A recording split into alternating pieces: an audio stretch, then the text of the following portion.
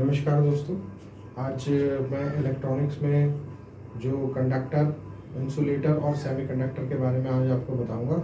इससे previous video में आप बेसिक डेफिनेशंस जो होती हैं उसको थोड़ा अगर रीड आउट करेंगे तो यहाँ पे आपको मदद मिलेगी कुछ टॉपिक जानने में, समझने में। तो आइए शुरू करते हैं। देखिए, आज मैं आपको कंडक्टर, इंसुलेटर और सेमीकंडक्टर के बारे में बताता हूँ। कंडक्टर आप जानते होंगे, जिसमें से बड़ी सरल तरीके से करंट फ्लो हो जाता है, उसको कंडक्टर बोला जाता है। ये सभी जानते होंगे। जैसे कि आपका जो मेनली हम यूज़ करते हैं, जैसे कॉपर यूज़ करते हैं, एल्युमिनियम यूज़ करते हैं, तो इनमें क्या है, करंट बड़ी आसानी से फ्लो हो जाता है। तो ऐसे ही कंडक्टर के बारे में बताया गया है कि यहाँ पे कंडक्टर एक्चुअल में यहाँ पे लिखा हुआ है, जिन पदार्थों में विद्युत धारा सुगमता से प्रवाहित हो जाए वे कंडक्टर कहलाते हैं। ऑब्वियस सी बात है, करंट जल्दी उसमें चली जाती है, फ्लो करती है। जिस पदार्थ में जितनी अधिक संख्या में फ्री इलेक्ट्रॉन्स विद्यमान होते हैं वह पदार्थ उतना ही अच्छा कंडक्टर होता है।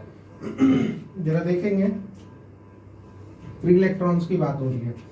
फ्री इलेक्ट्रॉन्स का मतलब आउटर मोस्ट शेल में जिसके 1 2 3 5 6 इलेक्ट्रॉन्स हुए, 6 7 इलेक्ट्रॉन्स। कहने का मतलब जैसे ऑक्सीजन का मैं स्ट्रक्चर बना रहा हूँ, एटॉमिक स्ट्रक्चर अगर मैं बनाऊं तो P इक्वल्स टू कितना होता है, 8, N इक्वल्स टू भी 8 होता है। इसके आउटर मोस्ट शेल में कितने इलेक्ट्रॉन्स होते हैं? आउटर मोस्ट शेल में आपको पता होगा 1 2 3 4 5 6 इलेक्ट्रॉन्स आउटर मोस्ट शेल में होते हैं। इसके 6 इलेक्ट्रॉन, 6 इलेक्ट्रॉन्स होते हैं आउटर मोस्ट शेल में, ठीक है ना।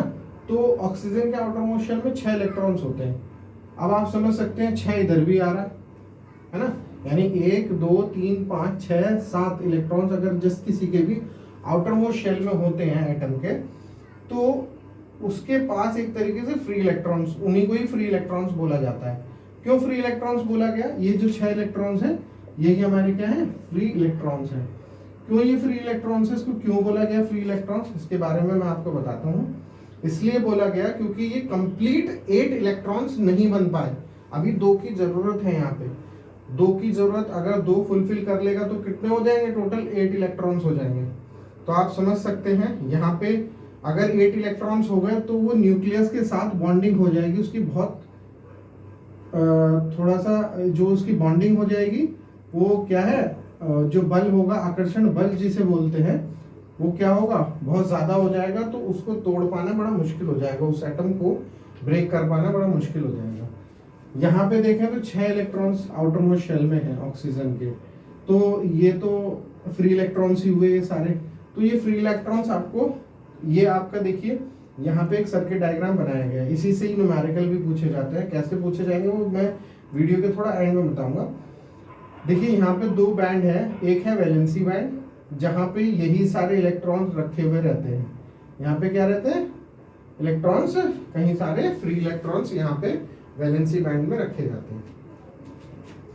तो क्या होता है कि ऑलरेडी ये होता है कंडक्शन बैंड। जब इलेक्ट्रॉन यहां से यहां जंप कर जाएंगे कंडक्शन बैंड में, वैलेंसी बैंड से कंडक्शन बैंड में जब इलेक्ट्रॉन जंप कर जाएंगे तो करंट फ्लो करना शुरू हो जाएगा। यानी इलेक्ट्रॉन वैलेंसी बैंड से कंडक्शन बैंड में, वैलेंसी बैंड से कंडक्शन बैंड में जंप कर जाएंगे तो क्या होगा, जंप मतलब कूदना, कूद के कहां पहुंच जाएंगे, कंडक्शन बैंड में। अब कूदने के लिए अगर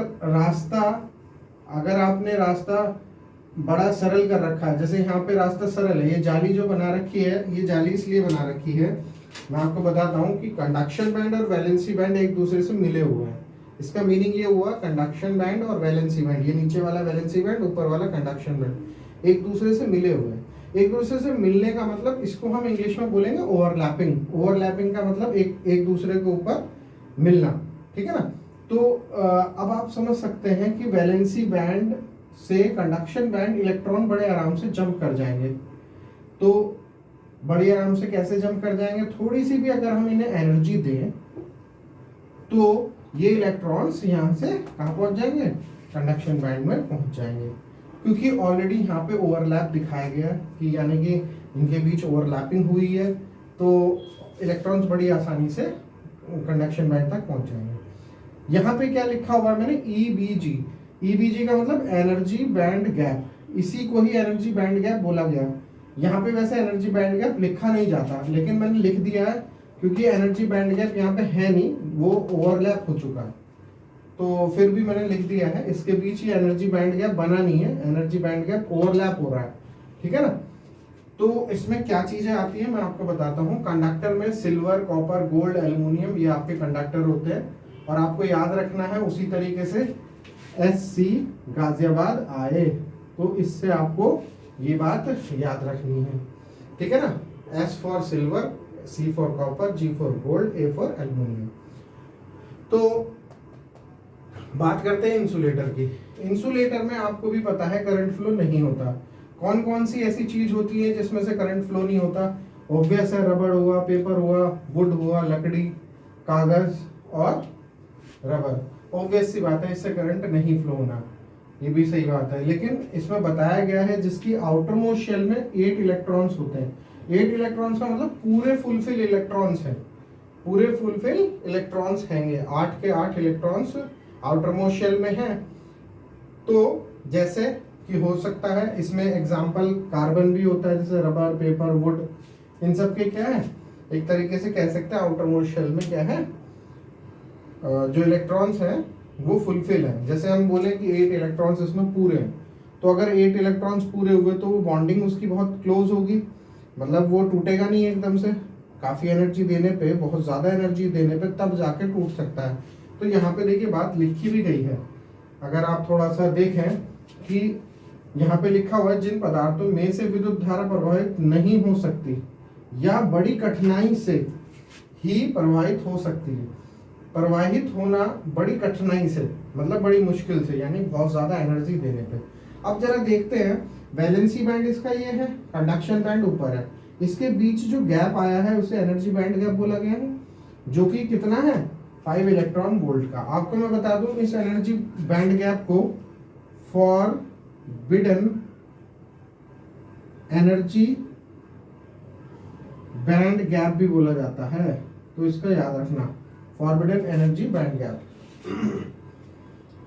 ठीक है। तो ये कितने उसका है, 5 इलेक्ट्रॉन वोल्ट का, ये भी आपके एग्जाम में आया हुआ है 5 इलेक्ट्रॉन वोल्ट कि कितना इंसुलेटर में गैप होता है, 5 इलेक्ट्रॉन वोल्ट का होता है, बड़े ध्यानपूर्वक चलना है। तो यहाँ से वैलेंसी बैंड से कंडक्शन बैंड, यहाँ करंट नहीं फ्लो, इलेक्ट्रॉन्स नहीं जाएंगे। क्यों नहीं जा पाएंगे? क्योंकि 5 इलेक्ट्रॉन वोल्ट का एनर्जी बैंड गैप है, इसलिए इलेक्ट्रॉन यहाँ से यहाँ जंप नहीं कर पाएंगे। ऑब्वियस है, ज़्यादा एनर्जी दोगे तो जाके इलेक्ट्रॉन्स कंडक्शन बैंड में, वैलेंसी बैंड से कंडक्शन बैंड में जंप कर पाएंगे।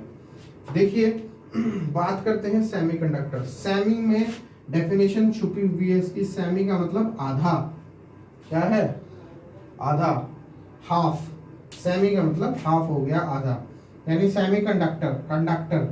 तो आपको मैं बता दूं, देखिए इधर कितने इलेक्ट्रॉन्स थे, 1 2 3, 4 का जिक्र नहीं है यहाँ पे, 4 का जिक्र देखिए आपको यहाँ पे दिखेगा कि आउटर मोस्ट शेल में 4 इलेक्ट्रॉन्स होने चाहिए, 4 इलेक्ट्रॉन्स दिख रहा है, यानी 4 इलेक्ट्रॉन्स जिसकी आउटर मोस्ट शेल में हुए वो क्या है, सेमीकंडक्टर होगा। सेमीकंडक्टर आधा कंडक्टर होगा। तो आधा कंडक्टर ये बहुत यूजफुल है कि हमने एक ऐसा आप ये कह सकते हैं कि हमने एक ऐसा जो आपका तत्व है वो है जर्मेनियम और सिलिकॉन। यहाँ पे आप देखिए मैंने एग्जाम्पल में भी दिया हुआ है, जर्मेनियम और सिलिकॉन आपको बताया हुआ है। यहाँ पे सिलिकॉन की भी आउटर मोस्ट शेल में 4 इलेक्ट्रॉन्स होते हैं और सिलिकॉन में भी आउटर मोस्ट शेल में 4 इलेक्ट्रॉन्स होते हैं। ये दोनों ही सेमीकंडक्टर के एग्जाम्पल हैं जो कि मोस्ट इंपॉर्टेंट है। क्या है? Most important. बहुत बार आ चुका है, बच्चे फिर भी भूल जाते हैं सेमीकंडक्टर में कौन से एग्जाम्पल होते हैं, जर्मेनियम और सिलिकॉन। तो ये आपको याद रखना है। जिसके आउटर मोस्ट शेल में कितने इलेक्ट्रॉन्स होते हैं? 4 इलेक्ट्रॉन्स। अभी मैं बताऊंगा इससे आगे क्या होते हैं आउटर मोस्ट शेल में इलेक्ट्रॉन्स, कैसे होते हैं वो भी बताऊंगा। देखिए यहाँ पे एनर्जी बैंड गैप इसका कितना है, 1 इलेक्ट्रॉन वोल्ट का एनर्जी बैंड गैप। कितने? 1 इलेक्ट्रॉन वोल्ट का एनर्जी बैंड गैप है। हम थोड़ा सा एनर्जी ज़्यादा देंगे तो वैलेंसी बैंड से कंडक्शन बैंड इलेक्ट्रॉन्स फ्लो करना शुरू हो जाएंगे। तो 1 इलेक्ट्रॉन वोल्ट से थोड़ा सा ज़्यादा होनी चाहिए एनर्जी, तभी हम वैलेंसी बैंड से इलेक्ट्रॉन बन करके कंडक्शन बैंड में आ जाएंगे। तो अब मैं आपको बताता हूँ नेक्स्ट टॉपिक के बारे में, जिसमें आपको मैं बताऊंगा कि आउटर मोस्ट शेल में कैसे 4 इलेक्ट्रॉन्स होते हैं।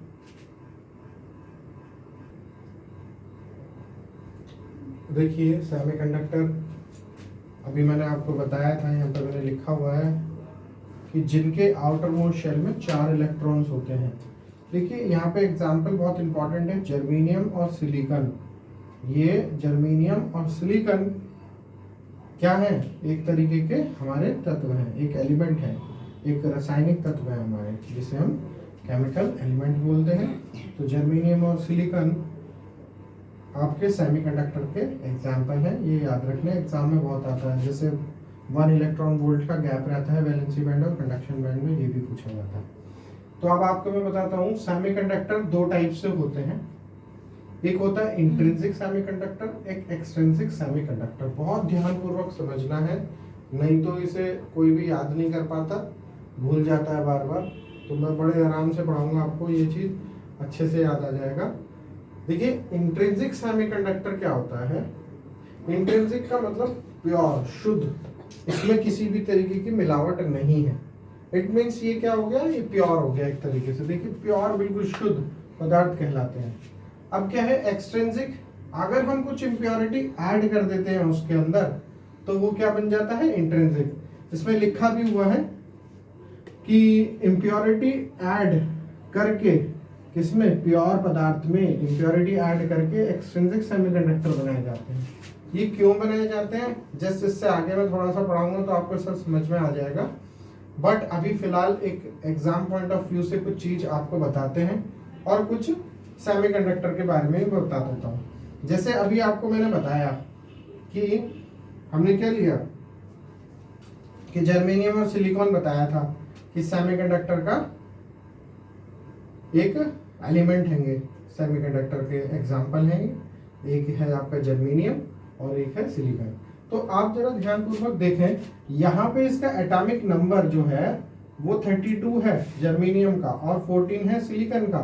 देखिए एटॉमिक नंबर मैं आपको प्रीवियस वीडियो में बताया था। एटॉमिक नंबर क्या होता है, मैंने बताया था आपको कि प्रोटॉन अथवा इलेक्ट्रॉन ये बराबर ही होते हैं लगभग सारे। कि ऑक्सीजन का मैंने बताया था प्रोटॉन का 8 होता है और क्या होता है, इलेक्ट्रॉन भी 8 ही होते हैं, लेकिन आउटर मोस्ट शेल में उधर 6 इलेक्ट्रॉन्स होते हैं। यहाँ पे अगर देखें तो जर्मेनियम का एटॉमिक नंबर है 32। तो 32 कैसे बनाया गया, देखिए पहली शेल में, के शेल में इसके कितने इलेक्ट्रॉन्स हैं, 2, एल 8, के एल एम, फिर आता है एन शेल। तो एन शेल में इसके कितने इलेक्ट्रॉन हैं, आउटर मोस्ट शेल, इसी को ही बोला जाता है आउटर मोस्ट शेल में इसके 4 इलेक्ट्रॉन्स हैं। आउटर मोस्ट शेल में कितने, 4 इलेक्ट्रॉन्स प्रेजेंट है। कितने हैं, 4 इलेक्ट्रॉन प्रेजेंट है। तो यहीं आप अगर इसकी डेफिनेशन देखें तो यहाँ पे लिखा है इन पदार्थों के परमाणुओं की आउटर मोस्ट शेल में 4 इलेक्ट्रॉन्स होते हैं, तो 4 इसमें भी है। ऐसे ही सिलिकॉन को भी क्यों इसमें बताया गया है, ये भी इसका सेमीकंडक्टर का एग्जांपल है, क्योंकि इसकी भी आउटर मोस्ट शेल में कितने इलेक्ट्रॉन्स हैं, 4 इलेक्ट्रॉन्स हैं। तो इसलिए हर एक के बीच, ये जो सिलिकॉन हुआ या जर्मेनियम, इनके बीच जो वैलेंसी बैंड से कंडक्शन बैंड है, एनर्जी बैंड का 1 इलेक्ट्रॉन वोल्ट का है, इन्हें ही सेमीकंडक्टर हम बोलते हैं। तो यही यूज करे जाते हैं सेमीकंडक्टर के लिए। तो ये आपको मैं बता दे रहा हूँ जर्मेनियम और सिलिकॉन। अब मैं आपको बताता हूँ आगे फर्दर टॉपिक के बारे में।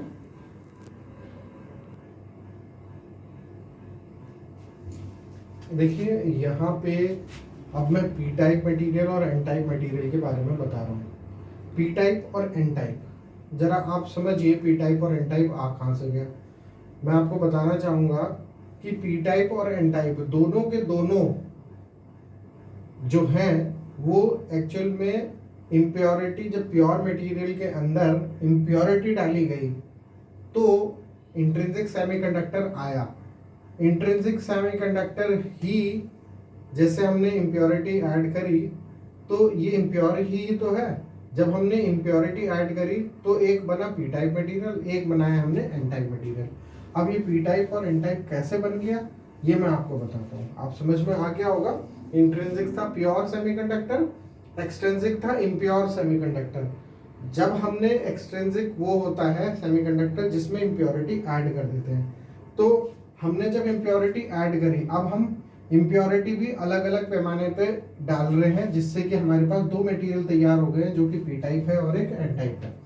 देखिए पी टाइप मटेरियल की बात करूं तो इसमें लिखी हुई है ट्राईवैलेंट इम्प्योरिटी। ट्राई मतलब तीन, ट्राई मतलब तीन। अब देखिए मैं सबसे पहले कुछ आपको बताता हूं कि ट्राईवैलेंट इम्प्योरिटी रहती है, ये एग्जाम में सब में आया हुआ है, ये एग्जाम की बात में करेंगे।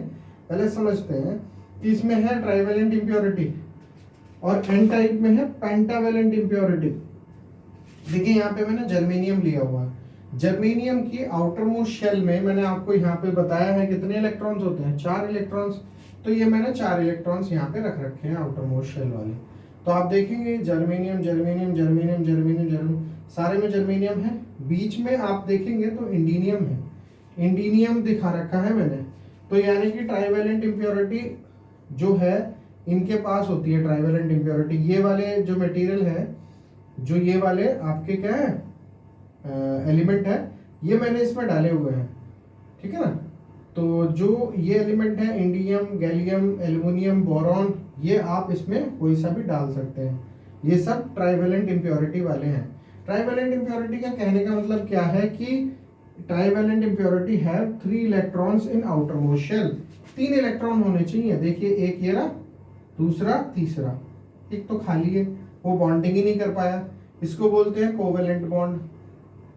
कोवेलेंट बॉन्ड तब बनते हैं जब आपके 2 इलेक्ट्रॉन्स आपस में मिक्स हो रहे हैं, तो ये जुड़ गए हैं, तो इसे कोवेलेंट बॉन्ड बन गया है, तो इसको कोवेलेंट बॉन्ड बोल देते हैं। और वैसे ज़्यादा जानने की जरूरत नहीं है, इस पूरे स्ट्रक्चर को हम लैटिस स्ट्रक्चर बोलते हैं। क्या बोलते हैं? Lattice structure. लैटिस का मतलब होता है जाल, जैसे मकड़ी का जाल होता है, ठीक उसी तरीके का ये लग रहा होगा आपको, तो लैटिस स्ट्रक्चर भी बोल देते हैं। ये भी आपको ज़्यादा जानने की ज़रूरत नहीं है, जैसा फिर भी मैं बता दे रहा हूँ फॉर नॉलेज के लिए, थोड़ा बच्चों को थोड़ा पता होना चाहिए। देखिए आउटर मोस्ट शेल में जिसके 3 इलेक्ट्रॉन हुए उसे हम बोलते हैं ट्राईवैलेंट इम्प्योरिटी। ट्राई मतलब का आउटर मोस्ट शेल में कितने इलेक्ट्रॉन्स होने चाहिए? 3 इलेक्ट्रॉन्स।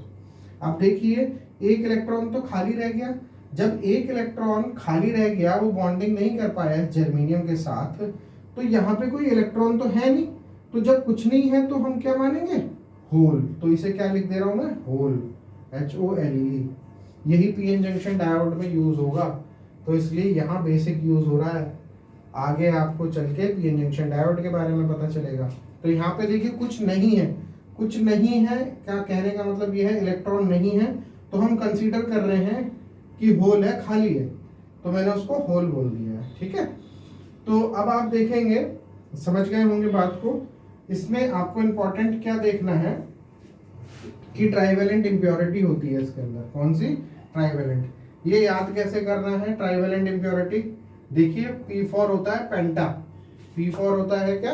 पेंटा। तो P में पेंटा नहीं आने का, पेंटा नहीं आएगा तो क्या आएगा? ट्राई आएगा। पेंटा का मतलब होता है 5, पेंटा 5 होता है।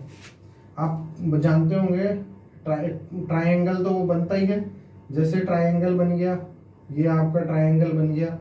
पेंटा होता है कुछ इस तरीके का बनता है, मैथ में आपको पता होगा, जिसके 5 कॉर्नर होते हैं, 1 2 3 4 5, ऐसे इसके 3 कॉर्नर होते हैं, 1 2 3, तो ट्राईवैलेंट उसको बोलते हैं। और पेंटा इसमें जिसमें 5 कॉर्नर्स होते हैं। तो यहाँ पे पेंटा नहीं होगा तो क्या होगा? ट्राई होगा। तो ऐसे याद कर सकते हैं। इसको कैसे याद करें कि इम्प्योरिटी कोई सी भी आ सकती है। देखिए इंडियम, गैलियम, एल्युमिनियम, बोरॉन, या तो बीच सबसे एंड में IUM आता जा रहा है सब में, तो इंडियम, गैलियम, एल्युमिनियम, बोरॉन, इस तरीके से आप याद कर सकते हैं। या फिर इस तरीके से भी आप याद कर सकते हैं इसको कि इंडिया में गाजियाबाद के अंदर सभी लोग, ऑल का मतलब हो गया एल्युमिनियम, ऑल, सभी लोग बोर हो गए। तो ऐसे भी आप याद रख सकते हैं अगर किसी को याद रखना हो तो। सब ट्रिक से ही याद रहेंगे ये सब चीज़ें, क्योंकि थियोरेटिकल पार्ट है, हमें ट्रिक बनानी पड़ती है याद रखने के लिए। तो एग्जाम पॉइंट ऑफ व्यू में इसी तरीके से ही हमें याद रह पाएगा। तो अब आप समझ गए होंगे। इसके बारे में एक पॉइंट और रह जाता है, this material always accept the electrons, और एक्सेप्टर है ये, हमेशा क्या करता है, लेने का काम करता है, एक्सेप्ट करना चाहता है इलेक्ट्रॉन को हमेशा लेना, क्योंकि इसके यहाँ पे वैकेंसी खाली है, वैकेंसी फिल होना चाहिए, भरना चाहिए, तो वो यहाँ पे इलेक्ट्रॉन ही तो लेगा। तो इलेक्ट्रॉन लेने, ये इसलिए इसको एक्सेप्टर बोला गया है। एक्सेप्टर मतलब एक्सेप्ट करने वाला, लेने वाला। तो अब आप समझ गए this material always accept the electrons, पर एक्सेप्टर इसे बोला गया। नेक्स्ट एन टाइप मटेरियल के बारे में बात करेंगे। देखिए इसमें पेंटावेलेंट होती है, मैंने अभी आपको बताया पी का मतलब होता है पेंटा, लेकिन पेंटा की जगह यानी पी टाइप की जगह ट्राई आना है। अगर ट्राई इधर आएगा तो पेंटा कहाँ आएगा, एन टाइप मटेरियल में आएगा। तो बस इतना याद रखना। इसमें भी लैटिस स्ट्रक्चर इसका देखेंगे, ये जो जाल वाला स्ट्रक्चर है, इसमें आप बीच में देखें, यहाँ पे आर्सेनिक दे रखा है और यहाँ पे दे रखा है एंटीमनी भी रख सकते हैं, फास्फोरस भी रख सकते हैं। ये है पेंटावेलेंट। पेंटा मतलब आउटर मोस्ट शेल में कितने इलेक्ट्रॉन होने चाहिए, पेंटा मतलब 5, 1 2 3 4 और 5वां ये रहा, 5वां इलेक्ट्रॉन ये रहा, तो 5 इलेक्ट्रॉन होने चाहिए। तो एक इलेक्ट्रॉन फ्री टू मूव हो गया, ये क्या हो गया, एक तरीके से ये वाला जो इलेक्ट्रॉन है ये फ्री इलेक्ट्रॉन हो गया। क्या हो गया, फ्री इलेक्ट्रॉन। ये एक तरीके से क्या हो गया, फ्री इलेक्ट्रॉन हो गया। ये किसी से बॉन्ड क्रिएट नहीं करेगा, किसी से जुड़ेगा नहीं, क्योंकि सारे ऑलरेडी इलेक्ट्रॉन जुड़े हुए हैं, तो एक बचा है, तो उसे हमने फ्री इलेक्ट्रॉन कर दिया है। तो जब हमने किसी मटेरियल के, जैसे ये हमने जर्मेनियम था, जर्मेनियम में हमने क्या प्योर था, इम्प्योरिटी क्या ऐड कर दी, इम्प्योरिटी क्या कर दी, पेंटावेलेंट इम्प्योरिटी ऐड कर दी, यानी कि आर्सेनिक या एंटीमनी या फास्फोरस को हमने ऐड कर दिया, जिसकी आउटर मोस्ट शेल में कितने इलेक्ट्रॉन होते हैं, 5 इलेक्ट्रॉन्स होते हैं। तो ये बात याद रखनी है, 5 इलेक्ट्रॉन्स उसके आउटर मोस्ट शेल में। जैसे ही मैंने इस इम्प्योरिटी को जर्मेनियम के अंदर ऐड किया तो मेरे पास क्या मिला, एन टाइप मटेरियल। इसी तरीके से अगर मैं इंडियम, गैलियम, एल्युमिनियम या बोरॉन इस प्योर लैटिस स्ट्रक्चर के अंदर अगर मैं इंडियम, गैलियम, एल्युमिनियम और बोरॉन डालता हूं, तो ये क्या है, एक तरीके से ट्राइवेलेंट इम्प्योरिटी, इसके द्वारा हमारा पी टाइप मटेरियल तैयार होता है। ठीक है, ये बात समझ में आती है। This material always donate the electrons और डोनर, इसे डोनर भी बोल दिया जाता है, यानी कि ये हमेशा इलेक्ट्रॉन देने के लिए तैयार रहता है, फ्री इलेक्ट्रॉन्स। तो क्योंकि इसके पास ऑलरेडी इलेक्ट्रॉन है, इलेक्ट्रॉन की बहुलता है, तो ये हमेशा देगा ही देगा। तो ये इसलिए ही इससे आगे पीएन जंक्शन डायोड आया। पीएन जंक्शन डायोड इसलिए आया क्योंकि इसके पास इलेक्ट्रॉन है, इसके पास होल है। तो जब हम थोड़ी सी एनर्जी देंगे तो इलेक्ट्रॉन कहाँ पे आ जाएंगे, होल की तरफ मूव करेंगे, तो ही पीएन जंक्शन डायोड बनता है। तो नेक्स्ट टॉपिक हम पढ़ेंगे पीएन जंक्शन डायोड। मिलते हैं नेक्स्ट वीडियो में, आज के लिए इतना ही, नमस्कार।